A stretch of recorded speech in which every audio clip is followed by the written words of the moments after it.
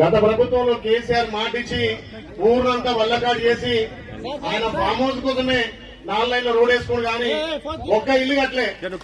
450 ఇళ్లను కనీసం 4 ఇళ్లకు కూడా ముగ్గుపోయలే. మన గౌరవ ముఖ్యమంత్రి సహకారంతో, మా పెద్దన్న సీనన్న సహకారంతో ఇలా సొంతింటి కళ వాసాల మల్లిలో అరువులందరూ కూడా ఇందిరా మిల్లిచ్చి ఈ రోజే ముగ్గు వస్తున్న విధంగా ఇలా కార్యాచరణ అయింది. దానికి ఆగవని అన్నది బిడ్డ, నాకు ఆ ముగ్గు వస్తాను కూడా పైసలు ఇవ్వన్నది. అమ్మా నీకు నేను అప్పిస్తా అని చెప్పిన, 1,00,000 రూపాయలు ఇవ్వాలని ఇస్తే ముగ్గు వస్తూ మరి 1,00,000 రూపాయలు మా ప్రభుత్వం అకౌంట్ వేయగానే మళ్ళీ ఇస్తానని. మరి ఇస్తుందో ఏం చేస్తుందో ఆగమని తెలియదు.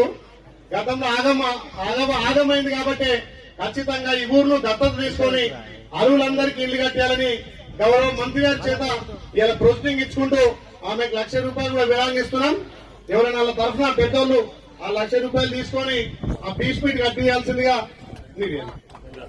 ఆగమా తీసుకో, అంటిగా కట్టిస్తావు ఏమో, అంటిగా ఇవ్వాలని నీకు నెరవేరుతుంది.